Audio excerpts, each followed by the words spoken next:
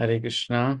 तो हम लोग ने कल दूसरे अध्याय का छठा श्लोक पढ़ा था, राइट? तो थोड़ा सा रिकैप कर लें।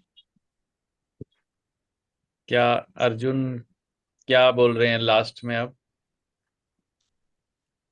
लास्ट इन द सेंस इसके बाद वो अब कुछ नहीं बोलेंगे, इसलिए मेरे मुंह से लास्ट निकल गया।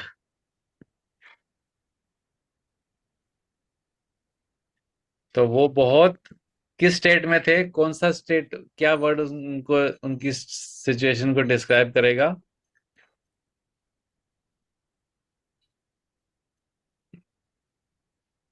फुल प्रभु जी, इस श्लोक में अर्जुन हमें ये सिखाना चाह रहे हैं कि जब कभी ऐसी दुविधा हमारे जीवन में आए तो हमें अपने से हायर कॉन्शियस मेंटल लेवल, जिनका हमसे ज्यादा हाई है, जिनकी कॉन्शियसनेस हमसे ज्यादा हाई है, उनकी शरण लेनी चाहिए। और कन अगर हमसे कोई कनिष्ठ और मध्यम और उत्तम अधिकारी को आपने एक्सप्लेन किया था कि अगर कोई नया नया भक्ति में जुड़ा है और उसे ऐसी दुविधा आ रही है, और अगर हम में थोड़ी सी कॉन्शियसनेस जाग गई है, तो हम उसकी मदद कर सकते हैं। हम्म। और हम अपने, अगर हम मध्यम अधिकारी लेवल में अपने आप को मानते हैं, अभी तो बस हम पहुंचे नहीं, तो हम अपने सेम लेवल वाले से भी अपनी प्रॉब्लम जो है भक्तों से डिस्कस कर सकते हैं। या हम्म। बेस्ट है कि हम हायर कॉन्शियसनेस वाले जो अधिकारी हैं उनकी हेल्प लें और अपनी प्रॉब्लम का सही सोल्यूशन, सही मार्गदर्शन उन्हीं से लें, यस, अपनी कंफ्यूजन को दूर करने के लिए। बिल्कुल सही है आपने। ये हमने लास्ट पॉइंट जो हमने कल डिस्कस किया था। तो यहाँ अर्जुन का बहुत कंफ्यूज्ड हैं इस समय। उन्होंने जितने सारे तर्क वितर्क दे दिए, अब वो सर सब देख के भी उनको समझ नहीं आ रहा है कि मेरे को करना क्या है एंड में। मतलब होता है ना कि जब हम किसी कोई कोर्स करते हैं तो उसमें हमें बहुत सारा नॉलेज मिलता है, बहुत सारे हम चीज़ें नई सीखने को मिलती हैं, बहुत सारा डिस्कशन होता है। लेकिन अगर लास्ट में यही नहीं पता लगे कि फाइनली अब करना क्या है, मतलब ग्राउंड पे जाके करना क्या है, तो वो हमें लगता है कि कोर्स जो था वो जो भी हमने इतना पैसा लगाया उस पर एक्चुअली करना क्या था वही नहीं समझ आया। तो यहाँ पर भी अर्जुन ने बहुत सारे तर्क वितर्क किए, वो सब देखा, वहां पहले बहुत उत्साही था। अब फाइनली जब करने की बारी आई तो उनको लग रहा है कि नहीं, मैं ये करूं या वो करूं। तो उसमें प्रभुपाद जी ने उनके दो महान गुण बताए थे कि एक तो वो बहुत ही दयालु, जो उनका करुणा भाव है, और दूसरा वो एक वो बहुत ही विरक्त हैं। तभी उन्होंने बोला था कि मैं जंगल में जाकर भीख मांग के या जंगल में जाके अपना लाइफ को जी लूंगा, बट मुझे ये जो मार काट करना मुझे पसंद नहीं है। तो वो प्रभुपाद जी ने उस पे दो उनकी क्वालिटीज पे स्ट्रेस किया था। ठीक है, तो हम आगे बढ़े। ठीक है, हरे कृष्ण। तो ये बहुत इम्पोर्टेंट श्लोक है, बहुत ही ज़्यादा इसमें हमें सीखने को है कि हमें लाइफ में क्या करना चाहिए, हमारे लाइफ में किसका नीड है। ठीक है, तो इसको पढ़ते हैं। ये I think one of the पहला श्लोक था जो हमें याद करवाया था भक्ति विक्षा में। तो हम इसको गाते हैं। कार्पण्य दोषो महतो प्रभा स्वभाव, कार्पण्य दोषो वन्यदोषो का स्वभाव, स्वभावः कार्पण्य दोषोपहतो स्वभाव, कार्पण्य दोषो कर्पण्यदोषो स्वभाव, स्वभावः पश्चामि त्वं धर्मसम्मूढचेत्ता, पृच्छामि त्वमं सर्वसम्मुचिताम् यच्छ्रेयसया शन्निश्- स्यानिश्चित् ब्रूहि तन्मे। यत् श्रेयो स्यात् निश्चयितं निश्चितं भुवि तन्मे यच्छ्रेयसया सन्निषत् तं ब्रूहि तन्मे। यत् श्रेयो स्यात् निश्चितं यस्यास्यदं भुवि शिष्यस्तम् अहं साधिमां त्वं प्रपन्नम्।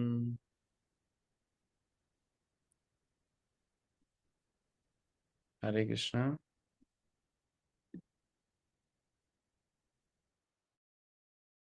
मेरी आवाज आ रही है? हरी बोल।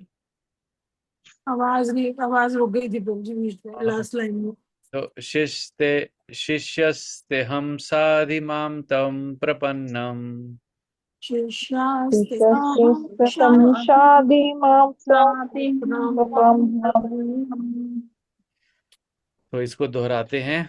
अब मैं अपनी अब मैं अब मैं अपनी अपनी कृपण दुर्बलता के कारण कृपण कृपण दुर्बलता के के कारण अपना कर्तव्य भूल गया हूँ अपना अपना कर्तव्य भूल कर्तव्य गया भूल हूँ गया हूँ और सारा धैर्य खो चुका हूँ। और और सारा सारा धैर्य धैर्य खो खो चुका चुका हूँ। हूँ।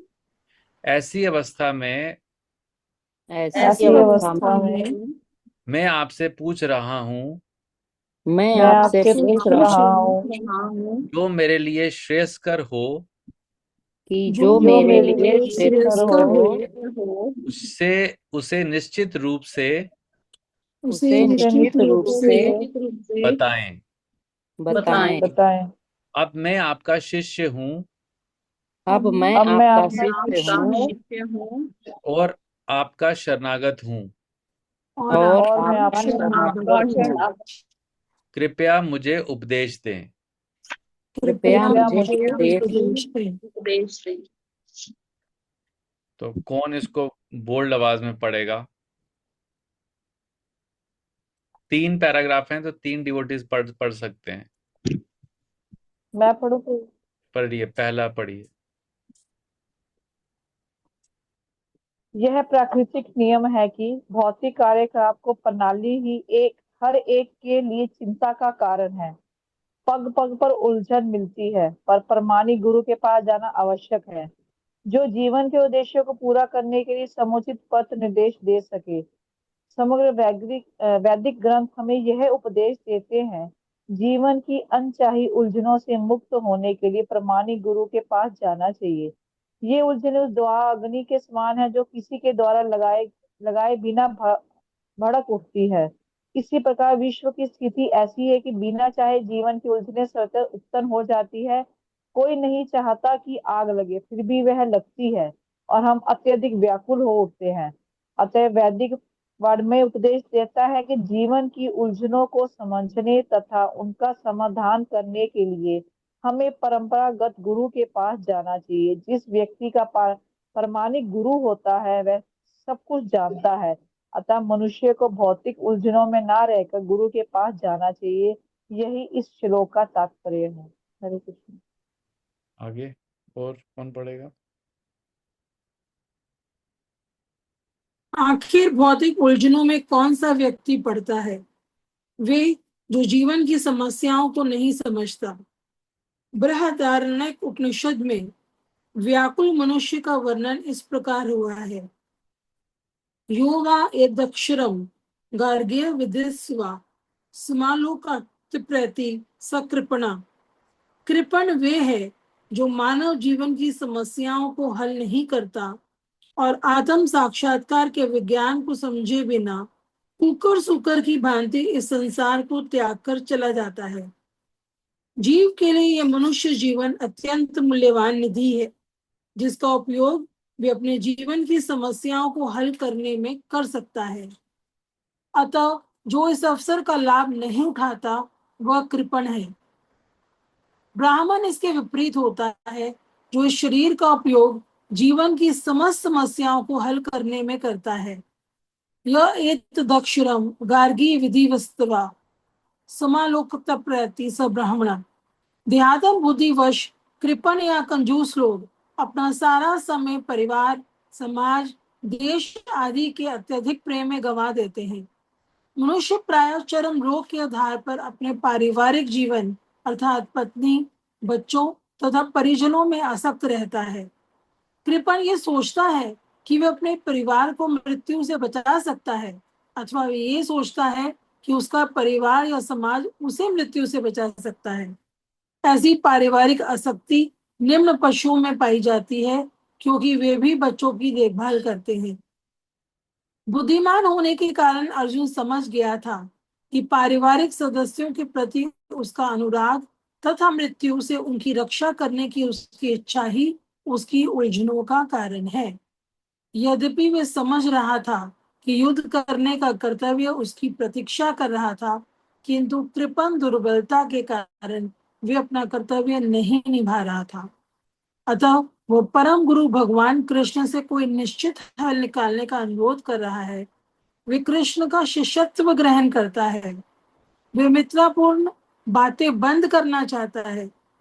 गुरु तथा शिष्य की बातें गंभीर होती हैं और अब अर्जुन अपने मान्य गुरु के समक्ष गंभीरता पूर्वक बातें करना चाहता है। इसलिए कृष्ण भगवत गीता ज्ञान के आदि गुरु हैं और अर्जुन गीता समझने वाला प्रथम शिष्य है। अर्जुन भगवत गीता को किस तरह समझता है, ये गीता में वर्णित है। तो भी मूर्ख संसारी विद्वान बताते हैं कि किसी भी मनुष्य रूप कृष्ण की नहीं, बल्कि अजन्मा कृष्ण की शरण ग्रहण करनी चाहिए। कृष्ण के अंत तथा बाह्य में कोई अंतर नहीं है। इस ज्ञान के बिना जो भगवत गीता को समझने का प्रयास करता है, वे सबसे बड़ा मूर्ख है। हरे कृष्ण। हरे कृष्ण। ओम अज्ञानतिमिरान्धस्य ज्ञानाञ्जनाशलाकया चक्षुरुन्मीलितं येन तस्मै श्रीगुरुवे नमः। श्रीचैतन्यमनोभीष्टं स्थापितं येन भूतले स्वयं रूपः कदा मह्यं ददाति स्वपदान्तिकं। वन्देऽहं श्रीगुरो श्रीयुतापदकमलं श्रीगुरून् वैष्णवांश्च श्रीरूपं साग्रजातं सहगण रघुनाथान्वितं तं सजीवं साधवेतं सावधूतं परिजनसहितं कृष्णचैतन्यदेवं श्रीराधा कृष्णपादान् सहगण ललिता श्रीविशाखान्वितांश्च। हे कृष्णा करुणा सिंधु दीनबंधु जगतपते गोपेशा गोपिका कांत राधा कांत नमस्तुते। तप्त कांचन गौरांगी राधे वृंदावनेश्वरी वृषभानुसुते देवी प्रणमामि हरिप्रिये वाञ्छा कल्पतरुभ्यश्च कृपा सिन्धुभ्येव च पतितानां पावनेभ्यो वैष्णवेभ्यो नमो नमः। जय श्री कृष्ण चैतन्य प्रभु नित्यानंद श्री अद्वैत गदाधर शिवासादि गौर भक्त वृंद। हरे कृष्णा कृष्णा कृष्णा हरे हरे हरे राम राम राम हरे हरे। नमो विष्णुपादाय कृष्णा पृष्ठाय भूतले श्रीमते भक्ति वेदांत स्वामीति नामिने। नमस्ते सरस्वते देवे गौरवाणी प्रचारिणे निर्विशेषा शून्यवादी पाश्चात्य देश तारणे। श्रील प्रभुपाद की जय। हरे कृष्णा। तो यहाँ पे हम सब ने जो पढ़ा, तो अभी अर्जुन डिक्लेयर कर रहे हैं अपना सिचुएशन। अब वो समझ चुके हैं कि मेरा सिचुएशन क्या है। अभी तक तर्क वितर्क चल रहा था, बट अभी वो समझ चुके हैं कि अभी अकेले कुछ नहीं होगा। अब तो अब मैं अपनी कृपण दुर्बलता के कारण अपना कर्तव्य भूल गया हूं और सारा धैर्य खो चुका हूं। ऐसी अवस्था में मैं आपसे पूछ रहा हूं कि जो मेरे लिए श्रेयस्कर है उसे निश्चित रूप से बताएं। अब मैं आपका शिष्य हूं और आपका शरणागत हूं, कृपया मुझे उपदेश दें। तो इसको प्रभुपाद जी के दृष्टिकोण से समझते हैं। तो कृपण और ब्राह्मण में क्या अंतर है? कौन कृपण व्यक्ति है, कौन ब्राह्मण है असली में? आप कृपण का बताइए मत। प्रभु जी, 5 मेन डिफरेंस है ब्राह्मण और कृपण में। ब्राह्मण वो है जो अपने जीवन के बारे में जानता है, जीवन के उद्देश्य को जानता है, भगवान के साथ उसका क्या संबंध है ये जानता है। वो ये जानता है कि वो भगवान को कैसे प्राप्त कर सकता है। और कृपण इसके वैसा वर्षा है।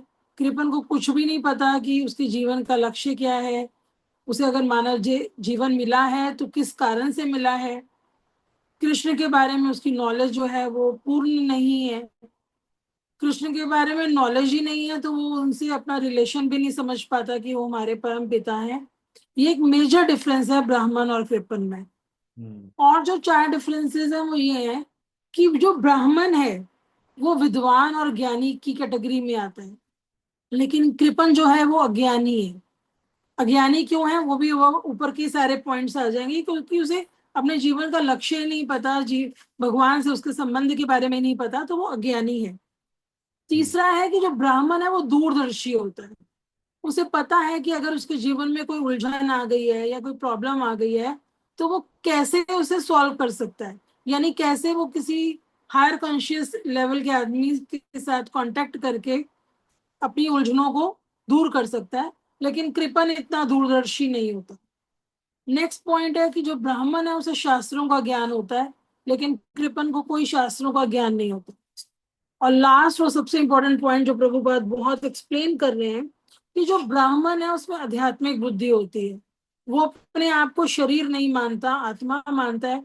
जबकि कृपण हमेशा अपने आप को शरीर मानता है। वो सोचता है मेरा परिवार, मेरे बच्चे, मेरी घड़ी, मेरा नौकरी, मेरी सब कुछ, वो मेरा मेरा में ही अपना जीवन बिताता है। और वो ये समझता है कि वो अपने परिवार की हर समय रक्षा कर सकता है, जबकि यही नहीं पता कि परिवार की रक्षा वो नहीं कर सकता, भगवान करते हैं। यानी वो देहात्म बुद्धि में रहता है और वो आध्यात्मिक बुद्धि में रहता है। इसको प्रभुपाद बहुत अच्छा अगले पेज पे एक्सप्लेन भी कर रहे हैं। तो ये 5 मेजर डिफरेंसेस है ब्राह्मण और कृपण में। थैंक यू बिंदु माता जी फॉर दिस डिटेल्ड वन। सो बहुत अच्छे से आपने बताया।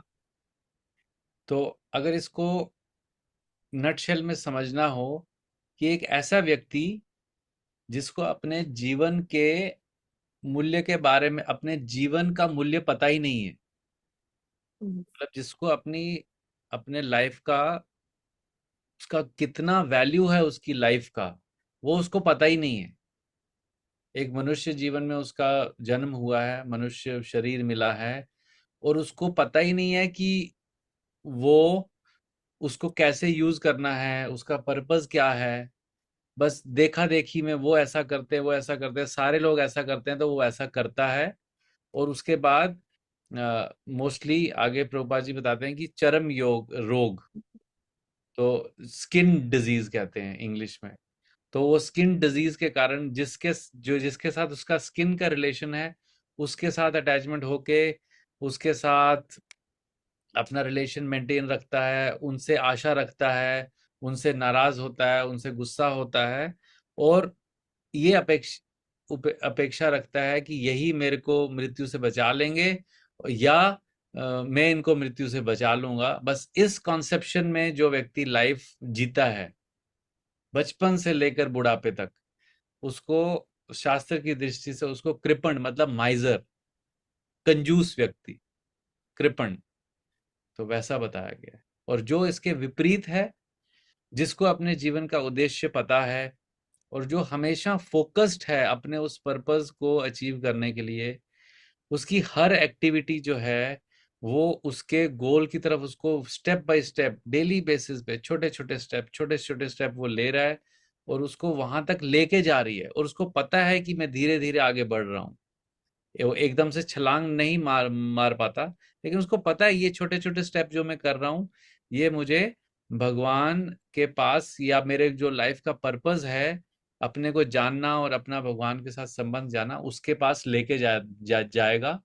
वो उसको धीरे धीरे उसको फॉलो करता रहता है। तो ये मतलब प्रभुपाद जी जो यहाँ बता रहे हैं कि कृपण और ब्राह्मण में क्या डिफरेंस है। कोई और ऐड करना चाहता है इसमें?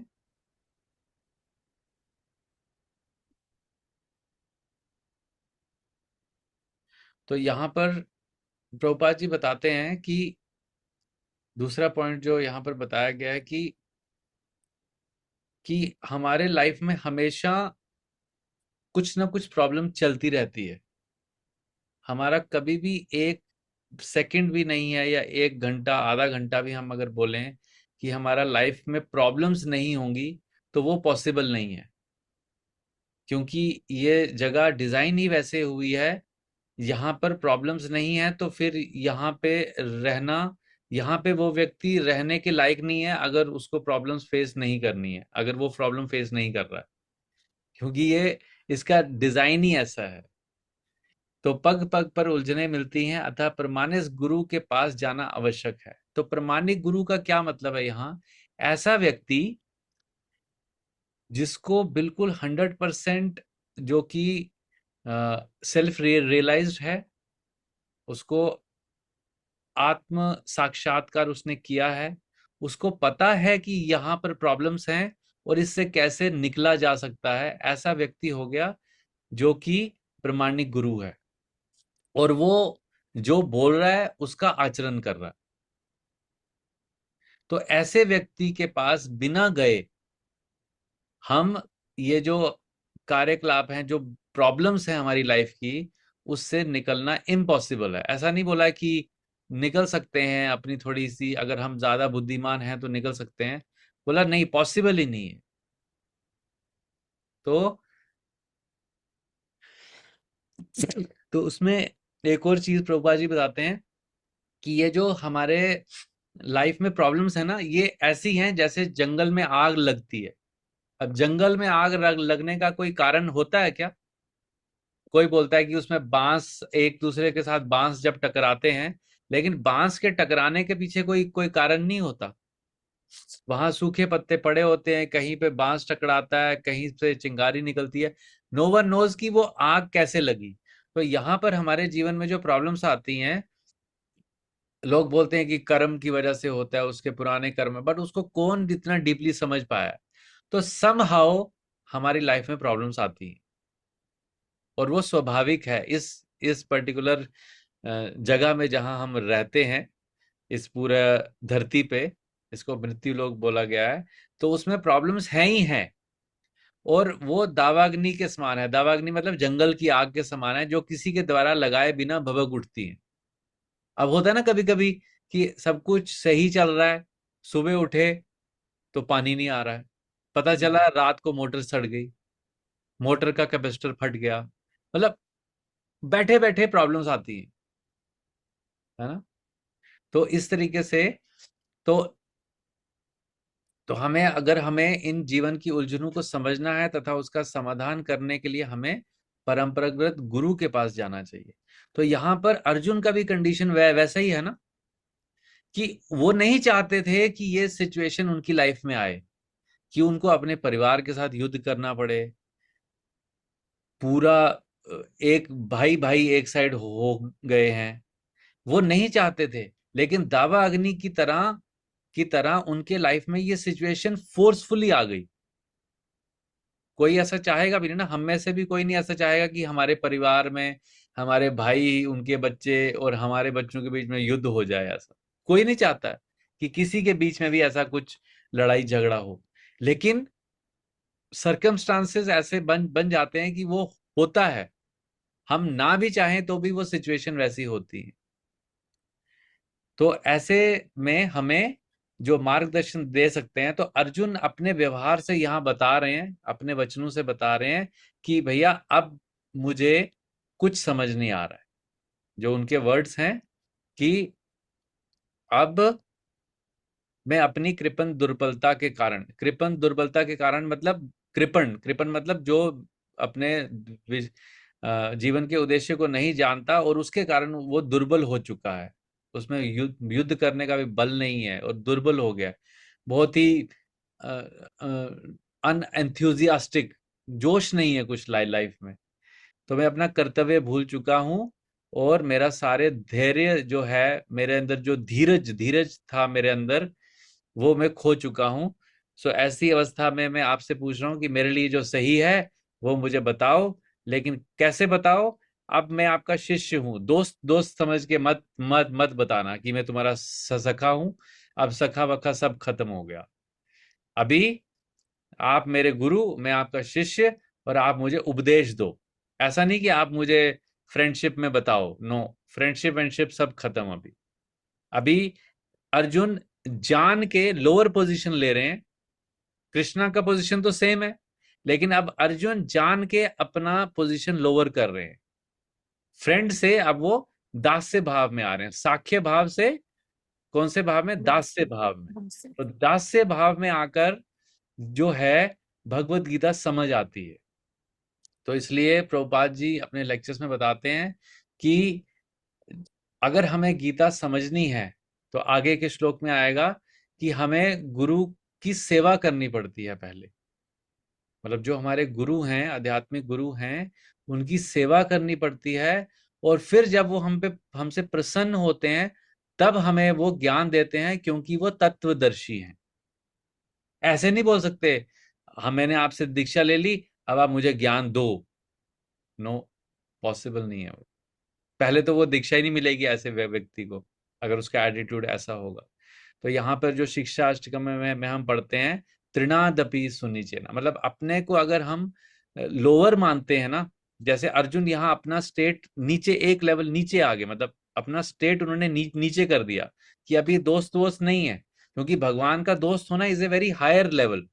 वो अपने को बोल रहे हैं अब दोस्त नहीं है, मैं आपका शिष्य बन जाता हूँ। शिष्य का मतलब दास, सर्वेंट, डिसाइपल। तो वो अपने को लोअर पोजीशन पे लेके आते हैं। तो कृपन, ये कृपन का तो हमने डिस्कस किया। उसके बाद यहाँ पर जो हमने लास्ट में पढ़ा अतः से, हाँ, अतः वह परम गुरु भगवान कृष्ण से कोई निश्चित हल निकालने का अनुरोध कर रहे हैं। उनको बोल नहीं रहे हैं अब मैंने आपको गुरु मान लिया है, अब आप मुझे मुझे बताओ। वो अनुरोध कर रहे हैं, मतलब विनम्रता दिखा रहे हैं, उनको रिक्वेस्ट कर रहे हैं कि मैंने अब आपको, मैं आपके दास के भाव में आपको मैंने गुरु माना है, मैं आपका शिष्य हूं। अब आप मुझे इस इस मेरी प्रॉब्लम जो है, जिस सिचुएशन में हूं, उसका कुछ निश्चित हल बताइए। वह कृष्ण का शिष्य तव ग्रहण करता है, वह मित्रतापूर्ण बातें बंद करना चाहता है, क्योंकि गुरु और शिष्य के बीच में कभी फ्रेंडली टॉक्स नहीं होते। गुरु और शिष्य एक लेवल पे कभी नहीं होते। गुरु, शिष्य जो है हमेशा गुरु को सर्व करता है, उसका सेवा करता है। तो और बातें कौन सी होती है, गंभीर होती हैं, बहुत सीरियस टॉक होता है। अगर गुरु से एक इंस्ट्रक्शन मिला तो मतलब, जैसे प्रभुपाद जी को अपने गुरु से फर्स्ट मीटिंग में एक इंस्ट्रक्शन मिला, तो प्रभुपाद जी ने उसको इतना गंभीरता पूर्वक लिया कि पूरी लाइफ उन्होंने उस एक इंस्ट्रक्शन पर डेडिकेट कर दी। क्या इंस्ट्रक्शन मिला कि तुम पढ़े लिखे युवक हो, अंग्रेजी भाषा जानते हो, तुम चैतन्य महाप्रभु के जो उनकी जो शिक्षाएं हैं उनको विश्व भर में लेके जाओ। बस ये एक इंस्ट्रक्शन मिला। तब वो गुरु भी नहीं थे, तब उन्होंने उनसे शिष्य भी नहीं बने थे। लेकिन प्रभुपाद जी, श्री प्रभुपाद लीलामृत में आता है कि प्रभुपाद जी लिखते हैं कि उसी समय जब मुझे ये इंस्ट्रक्शन मिला, उसी समय मन से मेरा भाव ये आया कि यही मेरे गुरु हैं। तो ये एक डिवोटी आए थे अभी मंदिर में, रामभद्र प्रिय प्रभु जी, वो बेलगाम में सेवा करते हैं। तो वो बता रहे थे कि actually that is first initiation. जब हम मन से अपने भाव, हमारा ये आ गया कि हाँ ये मेरे गुरु हैं, दैट इज फर्स्ट दीक्षा, कि हमने इस व्यक्ति को गुरु मान लिया, गुरु के रूप में हम उसको मान रहे हैं और हम उनसे इंस्ट्रक्शन ग्रहण कर रहे हैं। तो वह मित्रता, हाँ, तो गंभीर होती हैं, मतलब बड़ी ग्रेव गंभीर बातें होती हैं, क्योंकि जीवन के मूल्यों पर बातें होती हैं, कोई ऐसी सिचुएशन हमारी लाइफ में आती है उसको लेकर बातें होती हैं। इसलिए कृष्ण भगवत गीता ज्ञान के आदि गुरु हैं। तो भगवान कृष्ण को क्या है, पूरे ब्रह्मांड, ब्रह्मांड नहीं बोलूंगा, पूरी सृष्टि के लिए आदि गुरु हैं। और अब अर्जुन अपने मान्य गुरु के समक्ष गंभीरता पूर्वक बातें करना चाहता है। अब वो तर्क नहीं देना चाहता। अभी अर्जुन बोल रहे हैं अब मैं ये तर्क वितर्क करके थक चुका हूं, अब हम कुछ इंपॉर्टेंट बातें करना चाहते हैं।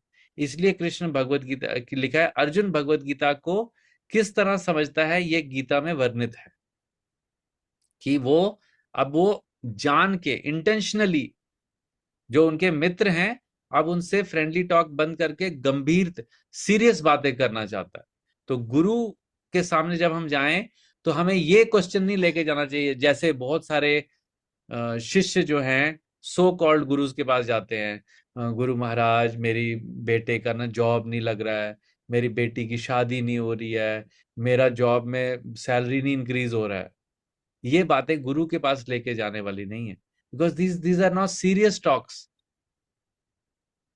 तो इसलिए अर्जुन को को आदि गुरु लिखा है कि तो भी मूर्ख संसारी विद्वान बताते हैं कि किसी को मनुष्य रूप कृष्ण की नहीं, हाँ ये इसमें आगे आएंगे। तो बेसिकली हमको गुरु के पास बहुत सीरियस बातें लेके जाना चाहिए कि गुरु महाराज मेरा मेरा जीवन का उद्देश्य मुझे कब कब समझ आएगा, मेरा अनर्थ निवृत्ति कैसे होगा, मेरे अंदर जो अवगुण है उससे उससे मेरे को छुटकारा कब मिलेगा, कैसे मेरे को भक्तों का संग करना चाहिए, मतलब similar like these type of talks.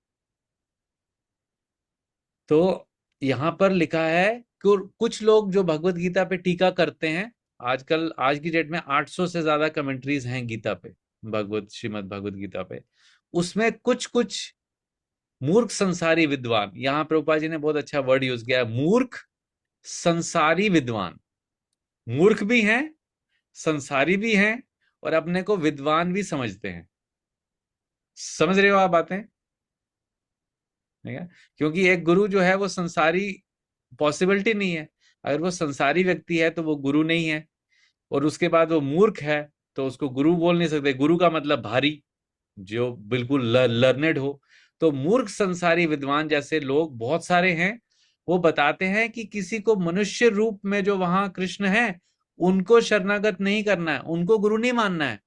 उन मनुष्य रूप में जो कृष्ण आए हैं उनके अंदर जो अजन्मा है ना, उसको सरेंडर करना है। मतलब ऐसे व्यक्ति मूर्ख संसारी विद्वान गुरु के डेफिनेशन को इतना कंफ्यूजिंग बना देते हैं कि सामने वाले को समझ नहीं आता है कि मुझे सरेंडर करना किसको है।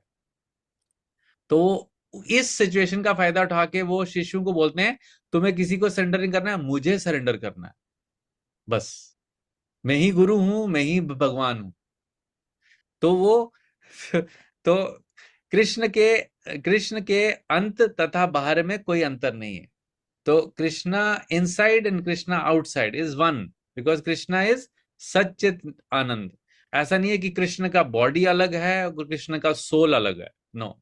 Krishna is made up of entire soul material, जो सच्चित आनंद। तो इस ज्ञान के बिना जो भगवत गीता को समझने का प्रयास करता है वह सबसे बड़ा मूर्ख है, क्योंकि वो मूर्ख संसारी विद्वान लोगों से गीता समझने की कोशिश करता है। तो इसमें बहुत सारे कॉन्सेप्ट्स हैं जो हमने आज डिस्कस किए। तो खासकर गुरु तत्व, गुरु से कैसे क्या बातें करनी चाहिए, कृपण ब्राह्मण व्यक्ति में डिफरेंस, और भगवत गीता कैसे समझनी चाहिए, ये लास्ट में प्रभुपाद जी ने यहाँ बताया।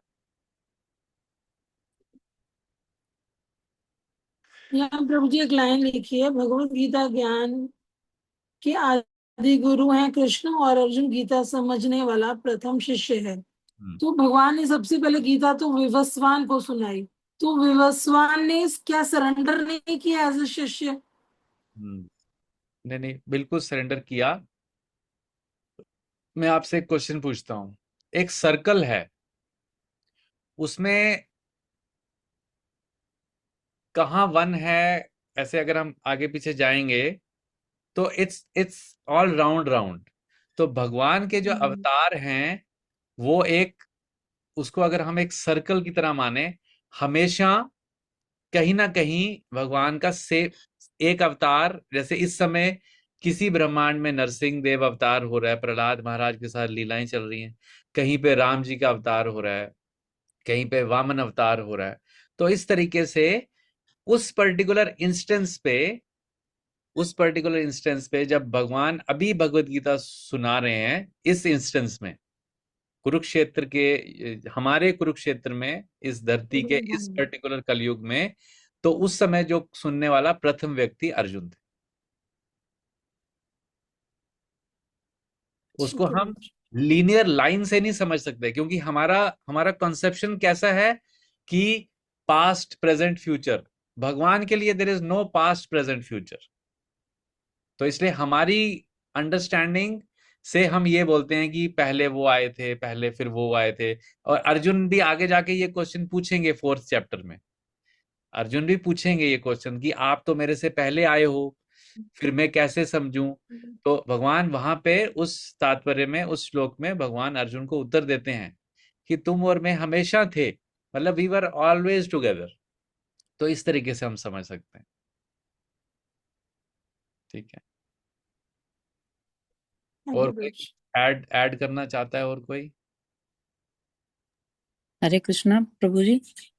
प्रभु जी, मेरा क्वेश्चन ये है कि मतलब जैसे गुरु की बात है, तो जो अभी मतलब मौजूद हैं उनको ही गुरु मानना चाहिए, बनाना चाहिए, या जो जा चुके हैं और मतलब उन्होंने जो सिद्ध पुरुष थे, सिद्ध महात्मा जो भी हो, मतलब उनको भी मान सकते हैं, या जो हैं अभी प्रेजेंट टाइम में उन्हीं को मानना चाहिए? हम्म। तो माता जी, मानने से पहले ये है कि वो व्यक्ति, जिस व्यक्ति को आप सरेंडर करना चाहते हैं अपनी लाइफ, गुरु मतलब ऐसा व्यक्ति जिसको आप अपना पूरा लाइफ सरेंडर कर रहे हैं। तो पहले आपको ये देखना है कि वो जो व्यक्ति है जिसको आप अपना पूरा जीवन समर्पित करना चाहते हैं, जिसकी इंस्ट्रक्शंस पे जिसको आप फॉलो करना चाहते हैं, क्या वो व्यक्ति प्रमाणिक, जो 4 पद्म पुराण के अकॉर्डिंग जो संप्रदाय है, क्या वो उनसे उनसे जुड़ा हुआ है या नहीं है। फर्स्ट क्वालिफिकेशन वो है। ठीक है। उसके बाद दूसरा है कि क्या उसका आचरण जो है वो गुरु का आचरण, जो हमने उपदेश अमृत ग्रंथ में पढ़ा है, क्या वो उस आचरण के अकॉर्डिंगली आचरण करते हैं या नहीं। ठीक है। मतलब उनके अंदर अपने, जैसे हम बोलते हैं ना स्वामी गोस्वामी, तो स्वामी का मतलब होता है अपनी इंद्रियों पे उनको पूरा कंट्रोल होता है।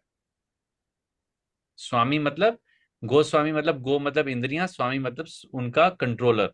तो क्या ऐसा व्यक्ति है जिसको मैं गुरु स्वीकार करना करना चाहता हूं या चाहती हूं? क्या उसको अपनी इंद्रियों पे पूरा संयम है? क्या उसको अपनी वाणी पे संयम है? क्या उसको अपने एक्शंस पे संयम है? क्या वो किसी के बोलने से उत्तेजित होता है? मतलब बहुत सारी कंडीशंस हैं। तो गुरु की डेफिनेशन जो है वो बहुत हायर है। तो इसलिए पहले हमें वो समझना है कि गुरु, एक्चुअली गुरु के क्वालिटीज क्या हैं, तब तो हम चूज कर पाएंगे ना कि गुरु गुरु हम किसको किसको सरेंडर करेंगे, किस व्यक्ति को शरणागत करेंगे। तो ये है। उसके बाद दूसरा पॉइंट आता है जो आप क्वेश्चन पूछ रहे हैं कि गुरु, जब हम, तो एक जैसे अभी हम प्रभुपाद जी को फॉलो करते हैं, लेकिन प्रभुपाद जी की टीचिंग्स को फॉलो करते हैं, वो फाउंडर आचार्य हैं, लेकिन दीक्षा जो है वो हम लिविंग गुरु से लेते हैं। तो जो लिविंग होते हैं वो हमारे अनर्थ को, हम हमारे जब हमारी दीक्षा होती है, तो जो गुरु हैं, जो प्रमाणिक गुरु हैं, वो हमारे जो जितने भी पाप और पुण्य हैं उसको पूरा अपने में, वो उसको खींच के हमको पूरा प्यूरिफाई करते हैं और उसको मतलब उसको अपने में ले लेते हैं, वो अपने अपने में ट्रांसफर करते हैं। और क्योंकि उनको वो भगवान कृष्ण के साथ जुड़े हैं, वो सेल्फ रियलाइज सोल्स हैं, इसलिए वो जो जो भी हमारे अनर्थ होते हैं, जब भी हमारे पाप या पुण्य जो भी हमारे अंदर हैं, तो उनको करते हैं, तो वो उस समय भगवान को ये प्रण देते हैं कि ये जो व्यक्ति है, जो जो मेरे को शरणागत कर रहा है और मैं इसे अपना शिष्य बना रहा हूं, अब इसकी रिस्पॉन्सिबिलिटी मैंने 100% ले ली है। अब इस व्यक्ति को आप तक वापस लाने की जिम्मेवारी मेरी है। ये क्वालिफिकेशन, ये पर्पस है गुरु और शिष्य के बीच में दीक्षा का। तो ये बहुत डीप, मतलब बहुत ही सिंपल कॉन्सेप्ट्स हैं समहाउ, लेकिन लोगों को मालूम नहीं है।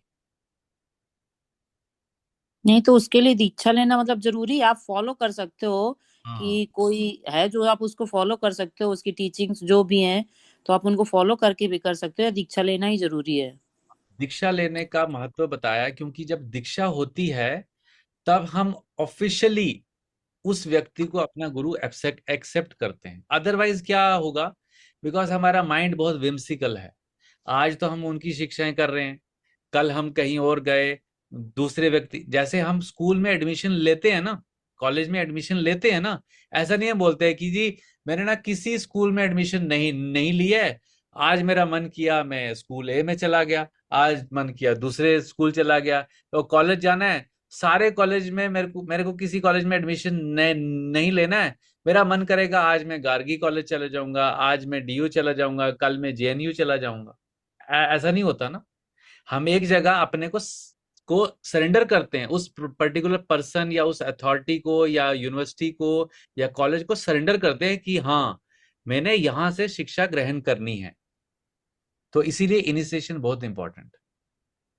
ओके। इनिशिएशन से ही हमारा जो आध्यात्मिक जीवन है वो इनिशिएशन से ही शुरू होता है, इसलिए उसका नाम है दीक्षा। इनिशिएशन मतलब initial, that is the 0 point. उससे पहले हम सिर्फ दीक्षा के लिए तैयारी कर रहे होते हैं। ठीक है। ऐसा आप उपदेश अमृत ग्रंथ जब पढ़ोगे, बहुत पतला सा ग्रंथ है, रूप गोस्वामी जी ने लिखा है। उस ग्रंथ में 11 श्लोक हैं, और हमने वो डिस्कस किया है 2-3 साल पहले, मुझे याद है, सब ने पढ़ा है। उसमें बहुत ही क्लियरली लिखा है पूरा गुरु तत्व के बारे में, कि जो जो शिष्य हैं उनके बीच में आपस में कैसा बर्ताव होना चाहिए, गुरु का क्वालिटी क्या है, गुरु शिष्य के बीच में संबंध क्या है। बहुत ही डिटेल में, एक एक श्लोक का परपोर्ट 5-5, 10-10 पेज का है। तो उसमें प्रभुपाद जी ने उसको बहुत, तो वो हमारे, जब हम भक्ति शास्त्री कोर्स करते हैं इस्कॉन में, वो छोटी सी बुक है साइज में, लेकिन वो भक्ति शास्त्री का पार्ट है, because it is the basis of our devotional service. तो जो लोग दीक्षा लिए होते हैं, हम उनसे जब सुनते हैं कि उनकी अनर्थ निवृत्ति बहुत जल्दी होने लगती है, उनके जो जप है उसकी क्वालिटी इंक्रीज होती है, क्योंकि गुरु एकदम से उनके जो अनर्थ हैं, उनके जो पाप पुण्य कर्म हैं, वो सबको खींच खींच लेते हैं। उसके बाद अगर वो व्यक्ति पाप करता है, या गुरु को जो उसने प्रण लिए हैं गुरु के सामने कि मैं 16 माला का नियमित जप करूंगा, ध्यान पूर्वक 4 नियमों का पालन करूंगा, वो अगर तोड़ता है तो उसका इफेक्ट गुरु पे जाता है, गुरु का हेल्थ खराब होता है गुरु के ऊपर, क्योंकि गुरु ने भगवान के सामने, अग्नि के सामने प्रण लिया है कि इस व्यक्ति को मैंने अपना शिष्य ग्रहण किया है, इसको मैं लेके आऊंगा। अब उसको भगवान के पास लेकर जाने के लिए जब तक उसमें पाप पाप कर रहा है तब तक तो लेके नहीं जाएंगे।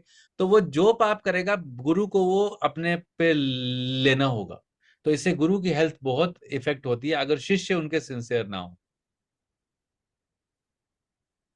बहुत। जय पताका स्वामी महाराज इसकी एग्जाम्पल है प्रभु जी। काका स्वामी महाराज के 50,000 से ज्यादा शिष्य हैं, और उनको इतनी बीमारियां हैं कि हम काउंट करने जाएंगे तो काउंट भी नहीं हो पाएंगी, बट तब भी वो पूरे दिन में 20 घंटे सेवा करते हैं।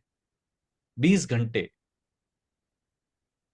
हमने उनको अपनी आंखों से अपने सामने देखा है मायापुर में। तो गुरु के ऊपर कितना इफेक्ट आता है जब उनके शिष्य जो हैं, मतलब बहुत, उनके 50,000 से ज्यादा शिष्य हैं, क्योंकि प्रभुपाद जी ने उनको बोला था कि तुम्हें जितने शिष्य हो सकते हैं उतने शिष्य बनाओ, बाकी आई विल टेक केयर। तो वो अपने गुरु की इंस्ट्रक्शन फॉलो कर रहे हैं। और जो डॉक्टर उनको देखते हैं वो बोलते हैं कि हमें समझ नहीं आता है कि ये व्यक्ति जीवित कैसे है। उनको कैंसर, स्किन कैंसर है, उनको पूरा बलगम निकलता है, उनके लंग्स खराब है, उनको लीवर ट्रांसप्लांट हो चुका है, और कितनी बार तो वो एकदम, मतलब उनको डेथ बेड नहीं बोलूंगा, वो ऐसी स्टेज पे पहुंच चुके हैं कि उनके लिए रिवाइवल होना इम्पॉसिबल था, बट तब भी भगवान की कृपा है।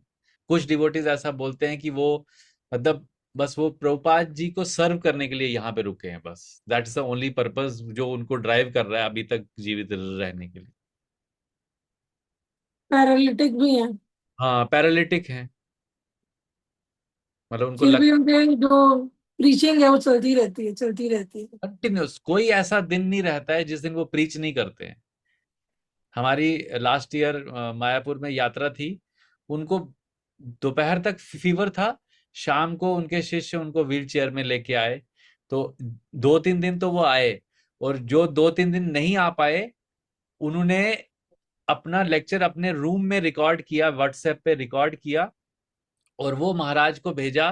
फिर महाराज ने वो लेक्चर वहां माइक पे लगाया, तो 10-15 मिनट हमने वो लेक्चर सुना। कितना सिंसियरिटी होता है ऐसे लोगों में, मतलब हमें वो एक अमेजिंग था कि मतलब वो स्टेज पे खड़े हैं, बैठे हैं, और वो 2 मिनट के बाद उनको मुंह से इतना बलगम निकलता था कि जो शिष्य हैं उनके, वो मास्क पहन के रहते हैं क्योंकि इन्फेक्शन ना हो, तो उनके मुंह से जो बलगम निकलता है उसको नैपकिन से साफ करते हैं हर 2 मिनट के बाद, और वही उनकी सेवा है बस। तो ये लिविंग एग्जाम्पल्स हैं हमारे सामने, लिविंग एग्जाम्पल्स। तो इसलिए गुरु जो हैं वो बहुत ध्यान, बहुत गंभीरता पूर्वक उनको चूज करना चाहिए। मतलब ऐसे नहीं विम्सिकल, भेड़ चाल, देखा देखी में, no, that is spiritual suicide अगर हम ऐसा करते हैं। ठीक है, तो टाइम हो गया, तो यहीं पे स्टॉप करते हैं। ठीक है, हरे कृष्णा। श्रील प्रभुपाद की जय, गौर भक्त वृंद की जय।